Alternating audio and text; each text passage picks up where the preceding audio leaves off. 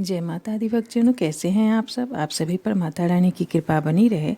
चलिए आज जानते हैं कि श्री कृष्ण को सत्यभामा और रुक्मिणी से अधिक राधा और मीरा से क्यों जोड़ा जाता है। भगवान कृष्ण की पत्नियां सत्यभामा और रुक्मिणी थीं। सत्यभामा सत्राजीत की पुत्री थी, जिन्होंने श्री कृष्ण पर सैमंतक मणि चुराने का झूठा आरोप लगाया था और अपने उसी अपराध के मार्जन के लिए अपनी पुत्री का विवाह श्री कृष्ण से किया था। रुक्मिणी जी विदर्भ राज की राजकुमारी थी और सत्यभामा और रुक्मिणी जी ने दोनों ही अपने लिए सिर्फ श्री कृष्ण से प्यार किया था। इसीलिए कहीं न कहीं उन्हें श्री कृष्ण की पत्नी होने का गर्व भी था और भगवान श्री कृष्ण ने उनके गर्व का हरण भी किया था। जबकि राधा जी या मीरा ने सिर्फ श्री कृष्ण से प्रेम किया था, उसके लिए किसी तरह का उनको न अपने ऊपर गर्व था न अभिमान था। बस उन्होंने श्री कृष्ण को अपने अंदर बसाया था, अपनी आत्मा से उनको स्वीकार किया था। जब सत्यभामा और रुक्मिणी जी का गर्भहरण किया था श्री कृष्ण ने, इस संबंध में एक बड़ी ही सुंदर कहानी है। एक बार सूर्यग्रहण के अवसर पर ब्रजवासी नंद, यशोदा, श्री राधा एवं गोपियाँ कुरुक्षेत्र में स्नान करने के लिए गए थे। उधर द्वारिका धाम से श्री कृष्ण भी अपनी समस्त पटरानियों और द्वारिकावासियों के साथ कुरुक्षेत्र पहुँचे थे। रुक्मिणी जी को श्री राधा जी के दर्शन की सदा इच्छा रहती थी।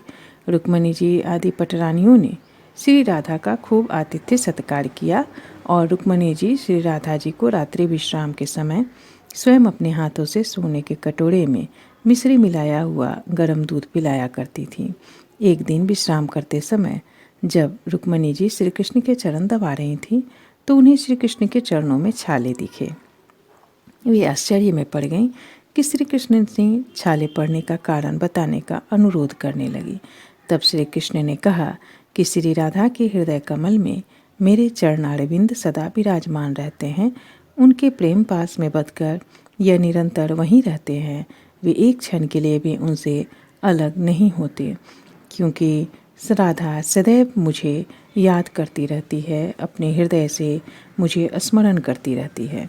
रुक्मिणी जी, आज आपने उन्हें कुछ अधिक ही गर्म दूध पिला दिया है और वह दूध मेरे चरणों पर पड़ा, जिससे मेरे चरणों में ये फफोले पड़ गए। श्री रुक्मिणी जी आदि समस्त पटरानियाँ श्री राधा की अनन्य भक्ति, कृष्ण भक्ति को देखकर अत्यंत प्रभावित हो गई और सभी पटरानियाँ आपस में कहने लगी कि श्री राधा की श्री कृष्ण की प्रीति बहुत ही उच्च कोटि की है। उनकी समानता करने वाली भूतल पर कोई भी स्त्री नहीं है। इस प्रकार श्री राधा के हृदय में कृष्ण और कृष्ण के हृदय में राधा का निवास है। श्री राधा का जीवन कृष्णमय था। प्रियतम श्री कृष्ण के सुख में ही अपना सुख मानती थीं। ये कहती थीं कि कृष्ण विरह में यदि मेरे पंच तंत्र से में शरीर बने हुए ये शरीर अगर पंचतंत्र में विलीन हो जाए, तो मेरी इच्छा यह है कि मेरे शरीर का जल तत्व वृंदावन के कुएं तालाबों में विलीन हो जाए। मेरा अग्नि तत्व उस दर्पण के प्रकाश में मिल जाए जिसमें मेरे प्रियतम अपना स्वरूप निहारते हों। पृथ्वी तत्व उस मार्ग में मिल जाए जिस मार्ग से मेरे प्राणाधार आते जाते हों। नंदनंदन के आंगन में मेरा आकाश तत्व समा जाए तथा तमाल के वृक्षों की वायु में मेरा वायु तत्व विलीन हो जाए। मैं विधाता से बार बार प्रार्थना कर यही वर मांगती हूँ। श्री राधा का भगवान श्री कृष्ण की आत्मा है, जिनमें रमन करने के कारण ही वे राधा रमन और आत्मा रमन कहे जाते हैं।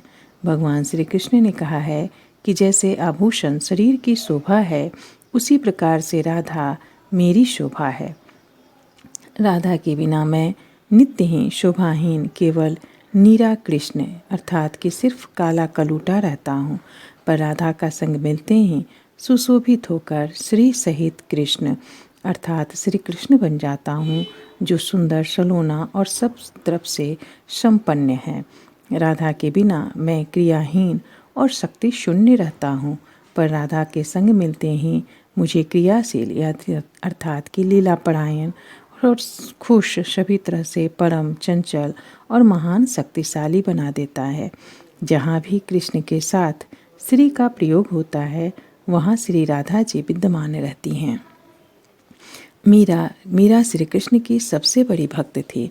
बचपन में ही एक बार श्री कृष्ण की मूर्ति दिखाते हुए उन्होंने अपनी माँ से पूछा था कि ये कौन है, और माँ ने बस हंसी मजाक में कह दिया था कि ये तुम्हारा पति है। तभी से मीरा ने श्री कृष्ण को अपने पति रूप में स्वीकार कर लिया और उनकी पूजा आराधना नित्य करने लगी। लेकिन फिर उनकी शादी हो गई और उसके बाद भी वो अपने बचपन के उस प्यार को भूली नहीं, सदैव श्री कृष्ण में लीन रहती थी। बचपन में ही श्री कृष्ण की मूर्ति को देखकर अपना पति मानने के कारण उन्होंने अपना सारा राजपाट तक छोड़ दिया था।